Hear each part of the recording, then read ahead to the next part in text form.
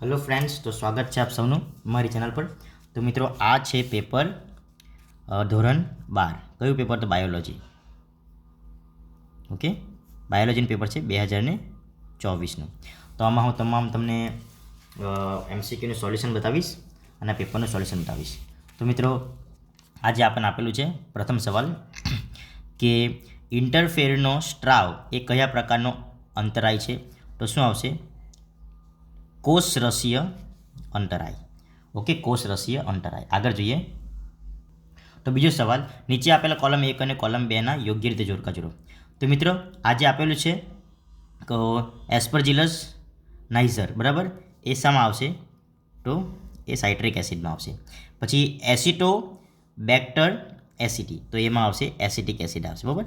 પછી ક્લોસ્ટ્રીડિયમ બ્લુટિરિકમ, ઓકે, તો એ શામાં આવશે? તો એ બ્યુટેરિક એસિડમાં આવશે। અને લેક્ટોબેલિસસ આમાં આવશે લેક્ટિક એસિડમાં। તો મિત્રો, આ આપણને ખબર છે કે ઓપ્શન સી ઓપ્શન રાઈટ થાય છે। ઓકે, નેક્સ્ટ જોઈએ ઓપ્શન ત્રીજો। જ્યારે ડીએનએ પર GAATTC ક્રમ હાજર હોય ત્યારે ઇકો RIDNA પર ફક્ત ખાલી જગ્યા તો G અને A વચ્ચેની કાપ મૂકે છે। નંબર 4 જોઈએ, સોનેરી ચોખામાં કયા વિટામિનનું વધુ પ્રમાણ જોવા મળે છે? તો વિટામિન A। સોનેરી ચોખા આવે એટલે વિટામિન એ યાદ રાખવાનું। ઓકે, આગળ જોઈએ।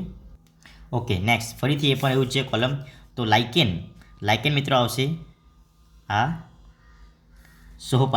સોહપકારિતા, બરાબર?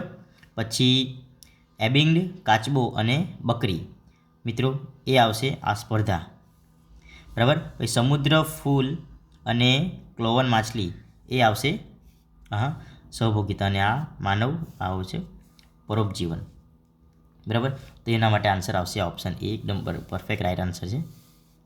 ઓકે, આગળ જોઈએ પ્રશ્ન નંબર 6। તો નીચે આપેલા વિધાનો માટે સાચો વિકલ્પ પસંદ કરો। ટી એટલે સાચું, બરાબર ને? તો ઉર્જાના પિરામિડ હંમેશા ઉર્ધ્વવર્તી હોય છે, તો આમાં આન્સર આવશે ટ્રુ। સમુદ્રમાં સંખ્યાના પિરામિડ સામાન્યપણે અધોવર્તી હોય છે, તો આન્સર આવશે મિત્રો ફોલ્સ, બરાબર? એ નથી હોતા। સમુદ્રમાં જેભારના પિરામિડ સામાન્યપણે અધોવર્તી હોય છે, તો મિત્ર આ પણ ટ્રુ છે। અને મોટાભાગના નવસ્વતંત્રોમાં સંખ્યાના આમાં આન્સર આવશે ફોલ્સ મિત્રો। તો TF તો આ જ છે TF।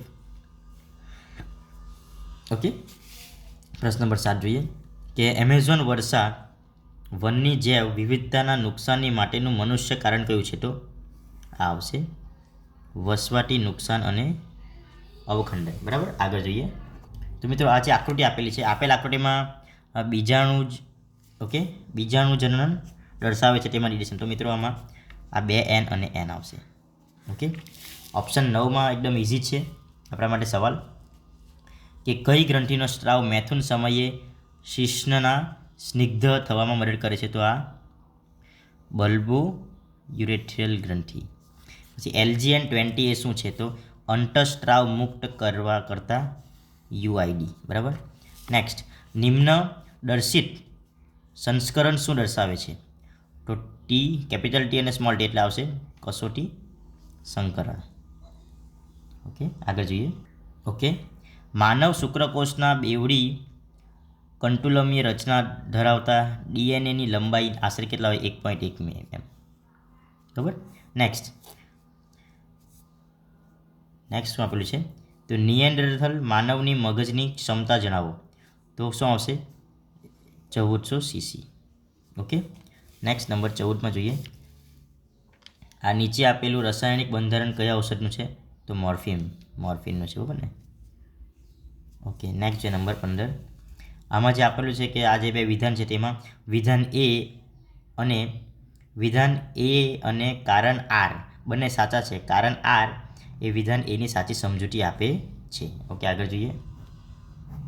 ઓકે, PBR ટોન 22માં આજે આપેલું છે એની AMPR જનીન પર નીચે પૈકી કયા એન્ડોન્યુક્લિયસ માટે ઓળખ સ્થળો આવેલા છે? તો આન્સર આવશે ઓપ્શન સી PST।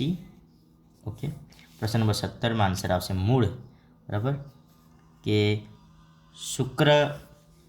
સૂત્રકૃમિ આમાં, બરાબર ને? આમાં જે આન્સર આવશે ઓપ્શન બી આવશે। બરાબર. પ્રશ્ન નંબર 19માં તળાવમાં દ્વિતીય પોષક સ્તર એ માછલીઓ, પ્રાણીલ પ્લવકો, લીલ કે વનસ્પતિ પ્લવકો? તો આન્સર આવશે પ્રાણીલ પ્લવકો.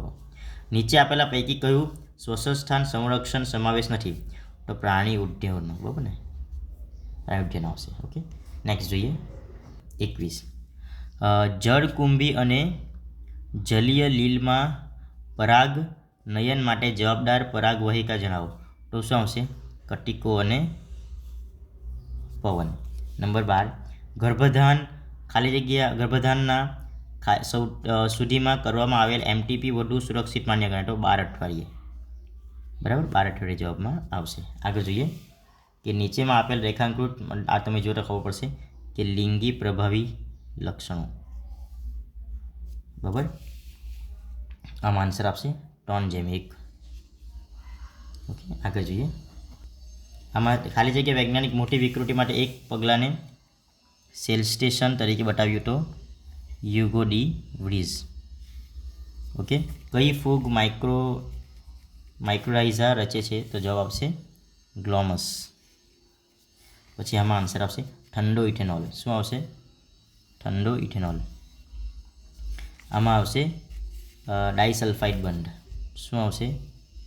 ડાઈસલ્ફાઇડ બંધ.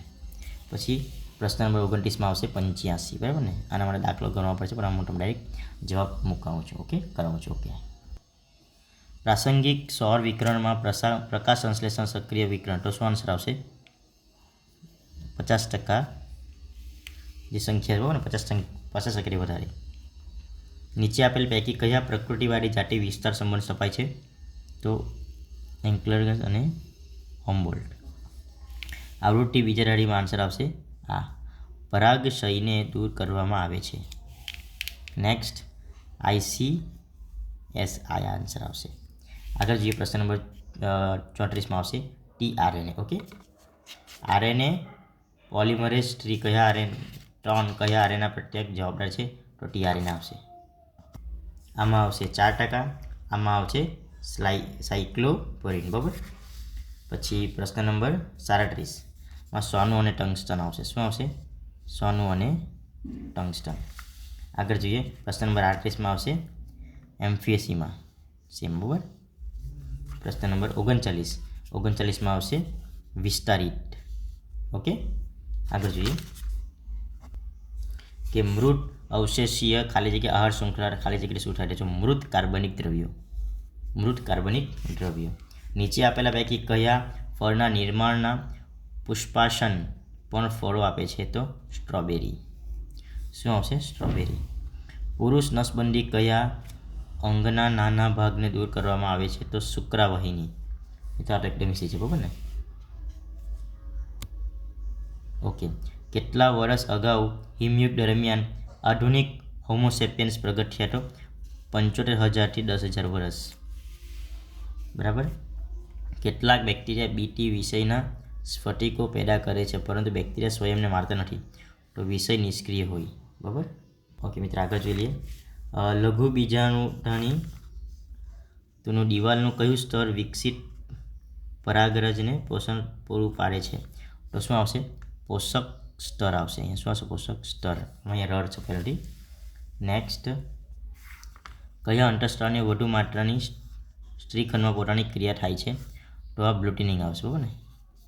આમાં આવશે લિંગ પરીક્ષણ. પ્રશ્ન નંબર હવે ક્લાઇન ફ્લેકર સિન્ડ્રોમમાં ખાલી જગ્યા તો 23મી જોડમાં ટ્રાઇસ્ટોસોમી હોય છે. પ્રશ્ન નંબર 49, જો બેવડી શૃંખલામય ડીએનએમાં 35% ગ્વાલિન હોય તો ડીએનએમાં રહેલા થાઇમિનના ટકાવારી જણાવો. તો 15% આવશે મિત્રો. ઓકે. અપસારી ઉદ્દીપક વિકાસનું દર્શાવતું સાચું ઉદાહરણ કયું છે? તો બોગનવેલા, કંટક અને કોરના ખંડસૂત્ર મિત્રો. તો મિત્રો આ વિડીયો ગમ્યો તો લાઈક કરો, શેર કરો અને બીજા બધા જ પેપરનું સોલ્યુશન પણ તમને આ ચેનલ પરથી મળી રહેશે. Okay, all the best. અને આ પેપર 3નું છે ને, 0-3 સિરીઝનું છે, તે પ્રમાણનું તમે બીજા સિરીઝનું પણ આમાં બધા જવાબ મળી જશે. Thank you friends, all the best for your board exam. Thank you.